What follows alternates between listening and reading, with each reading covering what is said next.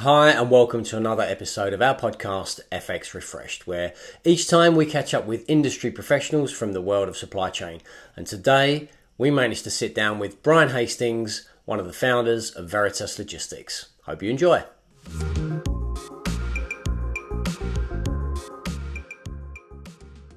Dude, listen, let's jumping straight in. Why don't we go through, as we always do, we'll go through an introduction. Tell us a Yeah, little about like who you are, and then how you found your way to Veritas. And I'm going to ask sure. very quickly, have I pronounced that correctly? Because there is a Veritas in Europe. It's a very Yeah, different you're company.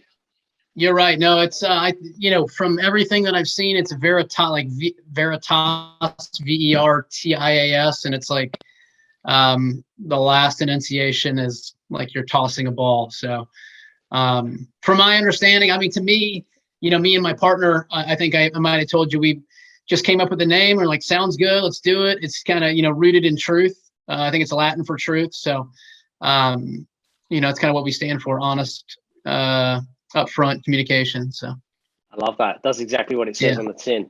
Why not? Why yeah, not? It gives you something that people can hold you by, a standard they can hold you to. that's right. Accountability measure. So That's right. absolutely. So I can see from your background that you have a background in logistics. It looks like Yes. there was a little brief time you might have dipped out of that before starting Veritas. But what was it that led? What was it that specifically led you to creating the company? Yeah. So I think that going back to it with the company, I worked at a larger brokerage company for roughly 10 years, right? And moved to a couple different office locations around the U.S., Lexington, Kentucky, Fayetteville, Arkansas, and then back here to Cincinnati. And one of the things that me and my partner always wanted to do was, we were both middle managers, and we really didn't feel like we had a lot of influence. And I think for us, we wanted to have a broader net, or a broader range of influence on individuals, right? We wanted to, cast our net wide and try to influence those people from, coming into our organization and treating them a certain way and helping them achieve their goals and unlocking their full potential. Because I think that, that's one of the reasons why we started the company.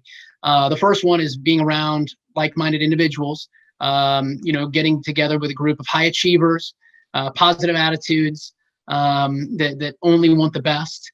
And the second thing is, helping or influencing other people to try to, reach their full potential, whether that's in business, whether that's in life, whether that's, being a better, father or mother or son. We want to try to help them along in that journey. So that's kind of the, why we started the company, and kind of our backbone of who we are.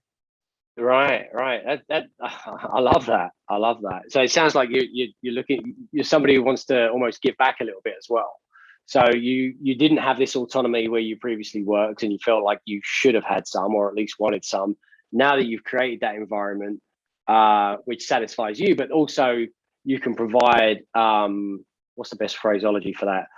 I don't know, like a solid career path for others. You can, to your point, you can influence, you can help shape Yeah, individuals and bring the best out in them. And you can do that your way rather than maybe at the corporate level way, which is I've often found. Sorry, not to make this about me, no, but I probably love will, because I'm a bit of an only child, and so that is me. it. Yeah, I've worked in global banks my entire career, and Okay. in many cases, yeah, you hear from the top like, treat the business like it was your own, and then kind of a Right, bit more right, locally, it's a bit more like, yeah, no, do it my way. right. So there's that facade, and then there's what really kind of happens. And I'm not trying to speak Sure. ill of other organisations. I know it's not just banks that I've No. worked at; it goes on elsewhere. So kudos to you for like wanting to break away from that and actually do something that you can influence. Yeah. That's No, you're awesome. absolutely right. And I think that, in any corporate organization, right, you get to a certain point, and, me and my partner, Justin, we worked our stinking butts off for 10 years, right? And we did Mm. everything we could to achieve a higher level. And, at some point we only had we could only influence up to 25, 30 people at a point. We each had our team. We were a middle manager, and we wanted to influence more people, right? And we both have, in my opinion, we both have the right mindset, the right mentality. We both are always achieving more. Sometimes it's a little bit of a detriment, right? Because the standard is never enough. We're always trying to achieve more, right? And so it's sometimes you got to stop and smell the roses, and I'll be honest with you, that's hard for me to do sometimes. And always want to try to achieve that next level. And so we got to that point where we got to a certain ceiling, and we were doing our jobs just fine, or doing them in a certain fashion, and we knew that there was more out there, right? We weren't working to our full capacity, to our full potential, and that's what sparked the idea of working at a corporate level, and then going off and doing our own thing. So that's kind of the birth of the whole company, and the reason behind it. So. Right, brilliant. And I want to come on to a little bit about your growth plans shortly, but given the number of 3PLs that are out there in existence, that clearly that had no bearing on your decision, or maybe it did. Maybe you're thinking there's tons of 3PLs out there, but they're just not doing it in the way that it should be done. Right. I'm just trying to get my head around. Why you'd want to join that kind of part of the rat race, so to speak, and also during a pandemic. Yeah. It seems nuts. Yeah, it is. And I think that when you look at it, I think last time I checked, I think there's like 24,000 freight brokerages, the 3PLs in the country, or people that have freight broker licenses, right? So 24,000 freight brokerages just like us. And right.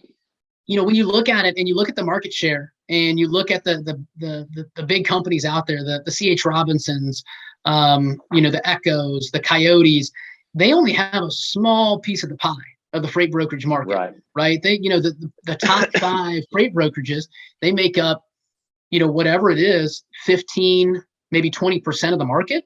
And 80% of the freight brokerage market is left to be had to everyone else. And that's kind of our, from us, I see 80% market share left to be had. I'm licking my chops to try to call as many people I can to try to service them and service their business. And I think that, there's always competition. And I think that no matter what you do and how you do it, there's always going to be competition. I think for us, there is a level of that, right? We want to focus on cultivating relationships with clients and carriers and treating people differently in a manner that goes above and beyond everybody else. And I know a lot of people say it, and you kind of, slap that tag on there of like, oh, we can service you better. Oh, great customer service, right? And I think that, there's a level of that. But for us, we are extremely dedicated, and we will focus each and every day to over-service the client. Right. And that's where we feel like we'll succeed, is we have the ability to develop and cultivate relationships with clients and carriers and treat our business partners the way they should be treated. So, there's 24,000 freight brokerages in the country. And, sure. In the middle of a pandemic, going back to, we started the company last June. So June of 2020, the COVID and all the shutdowns and all that started, what was it, like March timeframe? So there was a lot of seeds of doubt and uncertainty. Are these customers going to, pay their bills on time? What's the financial crisis look like at that point? At the same time, I know for me, I didn't want to wait another day, and I wanted to stick my nose in there. And if it was going to be rough, I better hold on tight, so I knew it was going to be tough regardless, right? Starting your own company in the middle of a pandemic.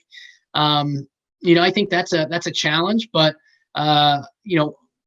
our confidence in our ability is something that we were very hopeful for. And, so we went ahead and pulled the trigger and moved forward with it. So, it was, there's a lot of, doubt and uncertainty in there, but at the end of the day, it's all about the internal confidence you have and trying to, service those business partners.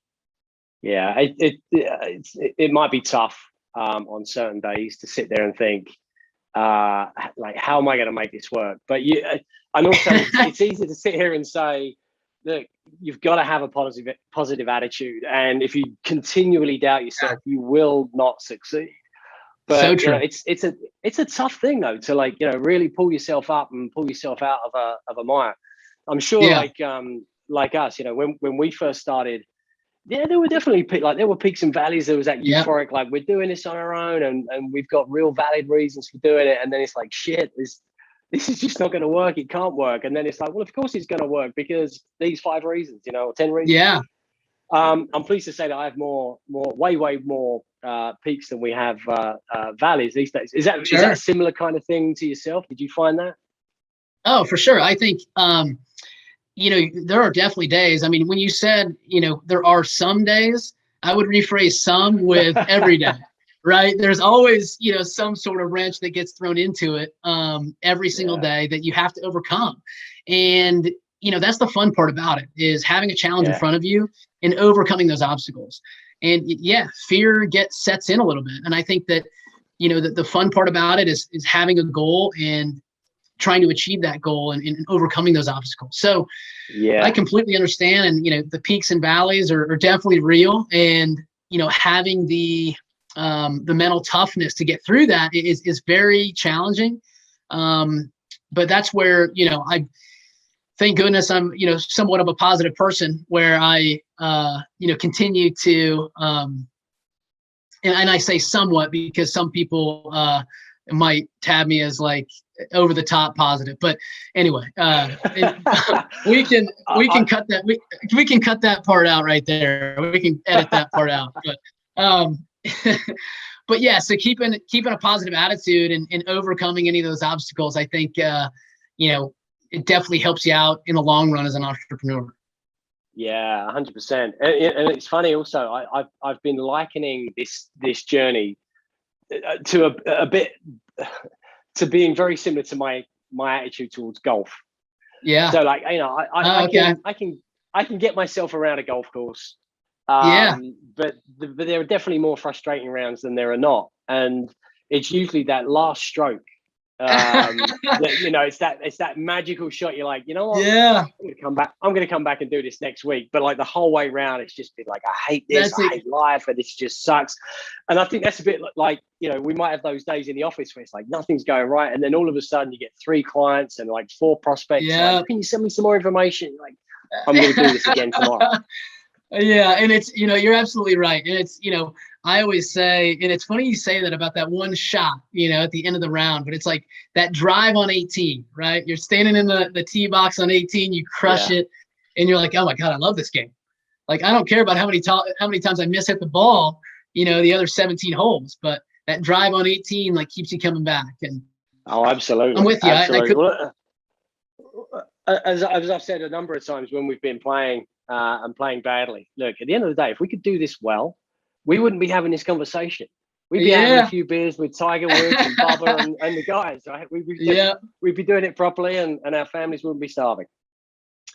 So when you started the bit, like, so you said you launched in June of last year. Like, how were you structured up until that point? So I'm sure it wasn't a case of, right, you know what, it's the end of May, let's just quit and let's start building this practice tomorrow. Like, did you at least have some kind of blueprint or some kind of plan pulled together, or maybe even like some semblance of a pipeline that you might be able to tap into, so you weren't completely cold? So I think that, to answer your question, I think that all of our revenue from our company has been organic revenue. And I think that that's the fun part about going out there and staying on the hunt and getting new clients and serving new partners, right? Is getting those new clients in and knowing that, once you get a couple wins underneath your belt, that you can do this again, right? Being out of the game, I was, I quit in March or April of 2018, I had a non-compete that I had to sit out with my previous employer, and I got, back into it. It was a 24-month non-compete.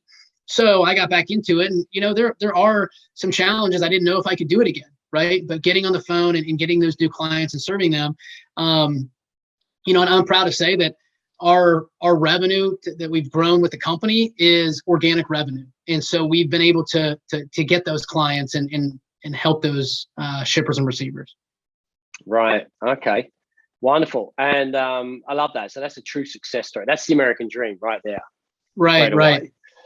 And how's retention been? Are you so you're bringing clients on board? Are they typically sticking with you? There's always repeat business. Yeah. So usually the way that we've done it so far, we have a handful of clients that continue to give us shipments each and every week and have been great partners. There are some clients that aren't really the best fit, and we really don't work well together, right? And I think that happens in any business that's out there. And that's just the way that it goes sometimes. So, we've been able to get some clients that have been, with us since probably September, October of last year. And we're always continuing to, hire new people in to our organization, sales individuals, and then having them go out and acquire new clients and serve different shippers and receivers. Right. So a comment you make there, hiring new people in. So I mentioned earlier on, I certainly want to touch on where's the company going, what are the growth plans. But before we even get to that, hiring people in, how difficult has that been, given that with the unemployment insurance that's out there, like trying to getting people off of unemployment and back into the workforce has been difficult for many, many businesses. Have you found that it's been difficult to hire, to find the right individuals? Yeah, so I think that we're not the true litmus test for it. We have 5 people now, right? So we have 5 individuals on board that are full-time employees, but we're not. I wouldn't say we've gone out and had to fully recruit as of yet. Obviously we're on Indeed and LinkedIn and those sorts of things, but a lot of it so far has been word of mouth, right? So we are looking to grow, and I think that's an obstacle or a challenge that we might have to face here in the next 12 to 24 months, where we're trying to bring people on board. We just received a private round of funding from a private investor, so to give us a little bit of capital where we can go out and hire these people in. So we're not to that point yet, but the people that we are slated to bring on 2 more people in Q4 of this year, as well as 2 more people in Q1 of 2022. So we're down that path right now, but we just haven't, overcome that obstacle and haven't really got into that side of it where it's been a challenge to hire new people in as of yet. So it might, follow up with me in 8 months, and I might be singing a different tune. But I'll see you sitting there either with no hair or gray hair. Not that that's a bad thing, obviously. Yeah, exactly. I think I got a mix of the two. So that's great. And so before you in order to get to these decisions to bring on new individuals, actually, let me take a little sidestep. So the 2 that are coming on, or the 2 that are planned to come in Q4, are they also sales individuals, or are you looking at operational level as well? Yeah, so right now, they are going to be sales employees, right? So they're new sales employees. They come in and they're able to, go through a small training module where we're able to train them and help them learn a little bit more about the industry. But they are salespeople, right? So they can earn salary plus commission, and have the ability to run their own book of business. Right. Are you typically looking for individuals that have logistical or supply chain experience, or do you want to try and move away from that so you get a different perspective, so you got people thinking about things in a different way? Yeah, I mean, for us, I think the only things that really matter, there's no requirement on logistics experience. There's no requirement. Hell, you don't even have to have sales experience. For us, it's all about mindset. It's all about mentality, and it's all about attitude, right? If you're willing to come in, and have the right mindset, have the right mentality, have the right attitude, we can teach and coach you to do, to be a great salesperson in the logistics space. I feel Right. like, myself and Justin were two of the best logistics leaders in the entire country.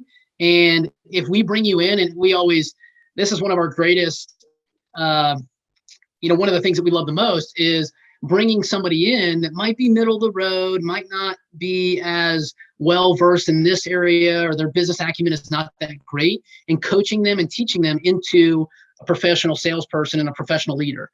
To us, that is, my greatest enjoyment. And that's truly, what feeds my soul at the end of the day, is bringing people in, or bringing in a person that's not as qualified. Right. If we had to scale them on a scale from 1 to 10, it would be bringing in like a 4 or 5, and then molding them in to a 7, 8, or 9. And that to me is, the ultimate achievement as far as, to get, pretty sappy on the personal front. Yeah, no, well, that plays in then to what you said earlier on about being an influencer. Yes, because exactly. I'm sure probably, and again, we'll be very mindful not to talk disparagingly about previous employers. That's not the aim of this next. It's not the aim of this next question, but you probably weren't really allowed to bring on maybe somebody that didn't have the required level of experience. Yeah, no, I think that's exactly, and I think that as the companies grow and they have a certain need, or they have a certain role to fill, I think that then you run into your question from earlier. You're having issues with hiring individuals. You're having issues with hiring the right type of individuals. So we're not there yet, but and we might get there at some point. I mean, again, I think if you check in with me 12 months from now, I might be saying something different. But right now, I think we're looking for those individuals that have the right mentality, the right attitude, and they really want to unlock their full potential, right? Mm-hmm. So we want to bring them in. And I think that when we talked last time, I think, creating a culture, right? Creating an atmosphere of like-minded individuals that work hard, have the right attitude, that want to achieve great things. And I think that, I don't know, it's a little tricky right now. I think that people, they slap culture. They can slap like a culture sticker on everything, right? It's like, oh, have a great culture and it's going to be okay. And to me, culture is more along the lines of like a marriage, right? Or diet and exercise. It's something that you have to work hard on every single day. And it's something that you have to cultivate, going into the office and leading by example as a leader, and doing the right things and showing your people, how to do those things. Those are all, to me, attributes of being a leader and creating the culture that you want. So I want to bring in those 4s and 5s, bring them into a culture of positivity and hard workers, and have them grow themselves. To me, that's the ultimate goal. And that's, why we created the company. That's why, we're doing what we're doing right now. Yeah. I mean, so you're totally trying to create an environment where, you want to make sure people want to get out of bed in the morning. Yes, fantastic, exactly. Right? People who feel proud to come into the office, put in a good day's work, and go home knowing that they've achieved something, learned something, maybe even themselves as well. For sure. And I think you're absolutely right. The people, whenever people get up in the morning, they want to come into this environment. Right. I mean, we've all been there before. You went into an environment, or you go into somebody's house, and the energy in the house is negative, or it drains you. Right. We want people to feel the exact opposite, where they come into the office and they're around people that are have the right mindset and have the right mentality. And now they want to achieve more because they're around people that are, consistently wanting to get better. Right. Absolutely. So you talk about the 2 new hires for Q4, potentially another 2 for Q1. That's currently at least in the plan right now. Obviously, things can change, things can derail that. But beyond that, are you folks thinking beyond Q1, Q2 next year already, in terms of this is where we want to be actually now in year 3, this is where we want to be now in year 5? Now, again, I know that things change, things, move around, and you can't be held accountable and responsible for what's going on outside of your control, but at least having a framework, having that kind of idea of where you want to be, and then taking those temperature checks along the way. What's that looking like for you? Where are we looking? Are we looking global? 100 individuals, different different parts, and maybe not just being a 3PL, maybe being something different, something else. What's the where are we at? Well, you've hit it right on the head. I think that's exactly where we want to be when you're talking about 2, 3, 5-year plans. For us, our 5-year plan is to have 100 individuals where we're based out of Cincinnati, Ohio, but we are strategically in different parts of the country, right? And if a global opportunity opens up where we can service global clients, and that can be part of our niche, we would love to service those types of industries. And I think that as we've seen with obviously with the COVID crisis, we've seen it with logistics and supply chain. It's an increasing demand on our industry. And so I think that we look at it where it only made and I think that logistics and supply chain was moving well. I do think there's some strains there, but with the COVID crisis, we've seen a huge impact on that side of it, right? So I think for us, moving into that space, 2, 3, 5 years from now, I think it only makes sense in the long run. Right. But, fantastic. To answer your question, hopefully, 5 years from now, 100 employees, different parts of the country, and then trying to reverse engineer that, right? How many employees do we need to hire every couple months? How many per quarter? What's that look like? Where do we need to open up an office? Is that, Atlanta? Is that Dallas? Is that Houston? Is that Kansas City? What does that look like for us, and how do we grow with that model? Yeah, I mean that's brilliant that you at least have that in mind, because I know there are certain individuals and certain companies that choose to think more about, okay, how am I going to limp through the rest of this year? Let's do whatever we can. For me, I've always said that's a bit like sticking a Band-Aid over a bleeding artery. Like, you might be, I hate to even say this, but like you might be gouging clients, increasing prices or whatever it is, just to get over the line for this year, and then we'll worry about next year's revenue next year. Whereas having that wherewithal, that vision, or at least getting something down on paper, old school as that sounds, and then trying to follow that as richly as you possibly can. But again, we all know, right? Things change, and you might have the best plans laid out, but you might want to take it in a different direction. You may want to have 200 people in 5 years or 20 people in 5 years. You don't know, right? Right. Yeah, and I think that's where I think sometimes I get in trouble, even with myself sometimes, because I set pretty lofty goals. And, I think some of the goals that we have that are kind of like behind the scenes, right, are a little bit more than what I told you today. And that's where I have to dumb it down. And people always tell me, well, I think your goals might be too high, man. You need to set more attainable goals. And I don't know how to do it any other way. So, and that might, whatever, I might not meet those goals in that time frame, but at the same time, I'm going to shoot for them, and I'm going to try to achieve those things, to get there. You might as well, take a shot for it, especially in the long term. 100%. I'm a big fan of, setting those lofty goals and hopefully having fun trying to get there. But if you are just off, at least that's still a pretty, a pretty significant amount of success that you've had in the meantime as well, right? And I think that also pushes people. Agreed. If you're bringing the right person in with the right attitude, or at least somebody that you can shape and mold and show them that that is an achievable target, then I think they can certainly have some fun along the way. And not be discouraged by the fact that it might be a lofty, to use your phraseology or your terminology there. It might be a lofty goal, but again, if you're just off, it's still a pretty good year. So right. Let me talk a bit about then, the marketing and prospecting side of things. Sure. So like, and again, if this is unraveling some kind of secret sauce, we'll back away from that question. We're all doing the same thing. We're good. How are you doing it? You starting at A in the phone book and then working your way through, or are you using contacts? Yes. we have a couple different resources that we use right now, a couple different technology partners that are giving, not giving us leads, but we're able to source them and look them up in different formats. And a lot of ours, a lot of the prospecting side is a lot of outbound or a lot of outreach, right? We are actively, and that's the name of our game is, we're reaching out to these clients, these shippers and receivers, trying to get their business, right? Trying to service their business.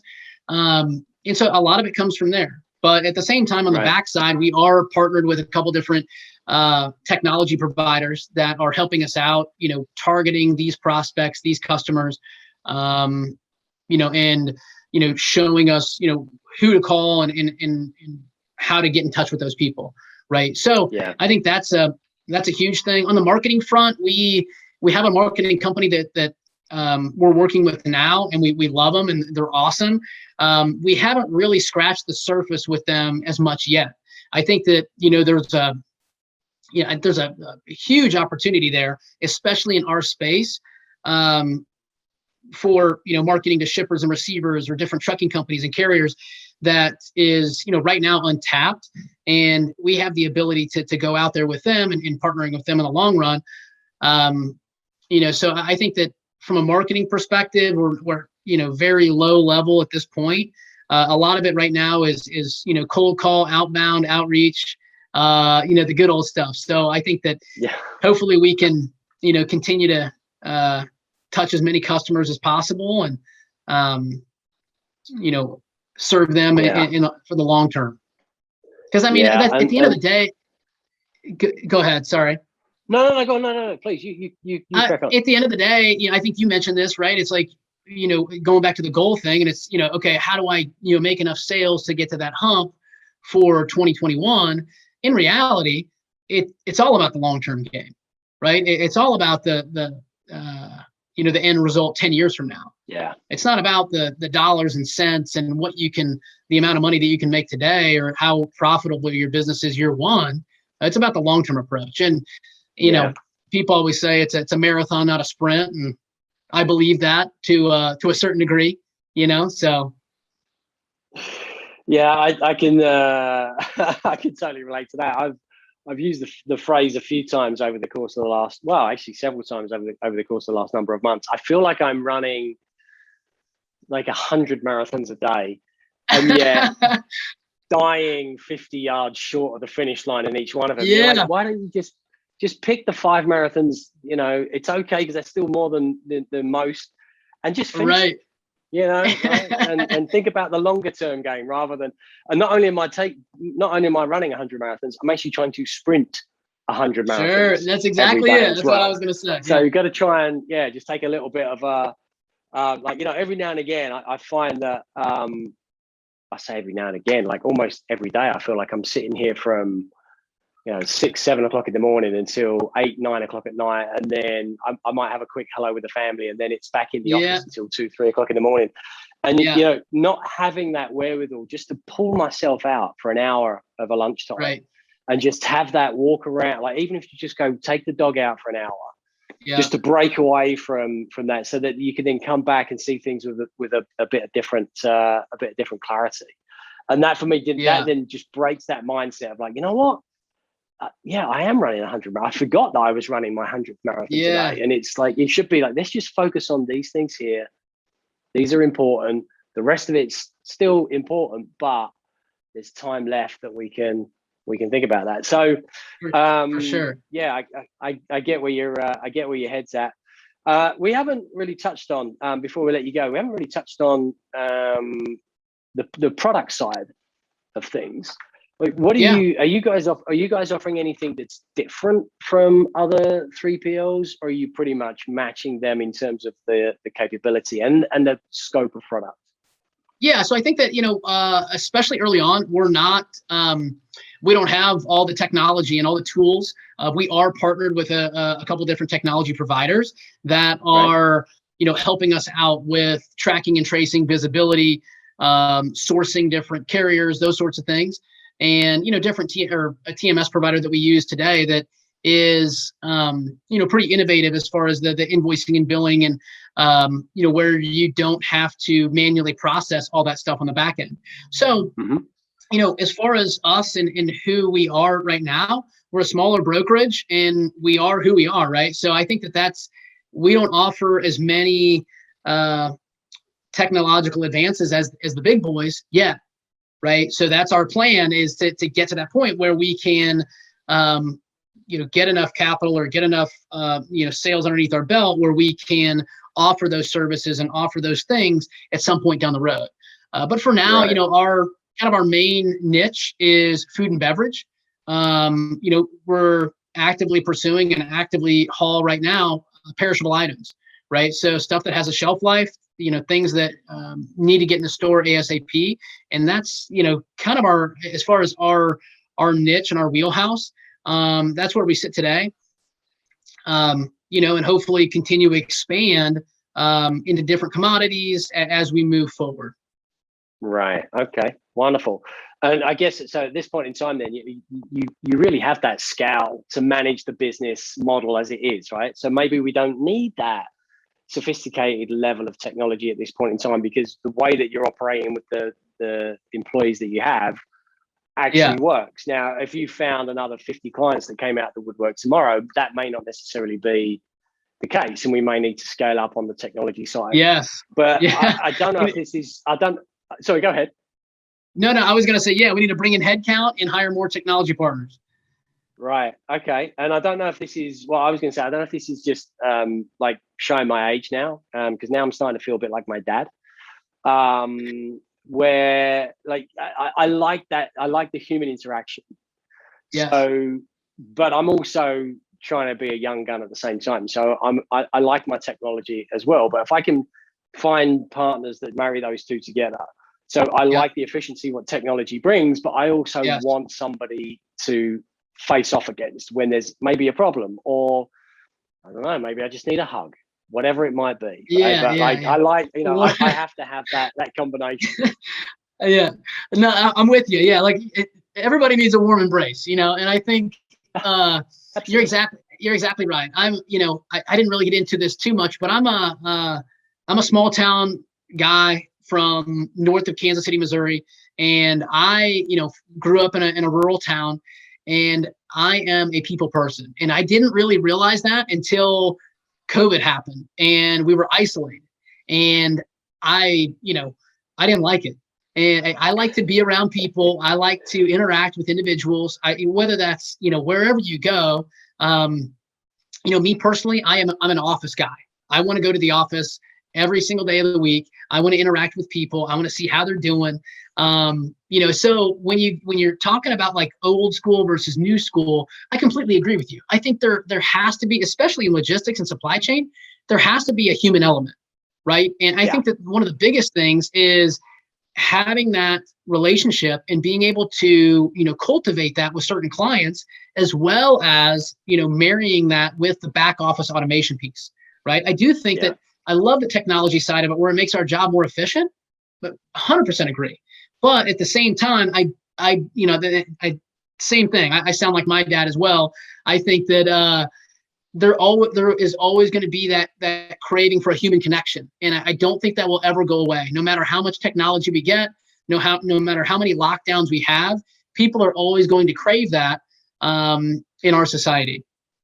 Yeah, certainly in our generation, I still feel it's a relationship game. It's a people game. For sure. I hope that doesn't change for our kids. Agreed. Who are so fascinated with machines and gadgets. Yes. And, that's their best way of communication. Yeah. Which they're cool, man. I love my machines. I love my technology. You know what? I've got so much stuff lying around. You can't see it, but I've got so much stuff lying around. And every time I see something new that pops up, I'm the sucker that's like, I think I need that. And it's my wife that does the sanity check. And she's like, really? Well, yeah, I kind of do. Yeah. But we're trying to make sure that our 8-year-old is not going to get sucked into that world of gaming and technology. But it's that fine line though, right? Because you don't want to say no to it, because then they become a social pariah. But I don't want that to just be everything. And that's already showing. Like, he's 8 and he's a very social kid.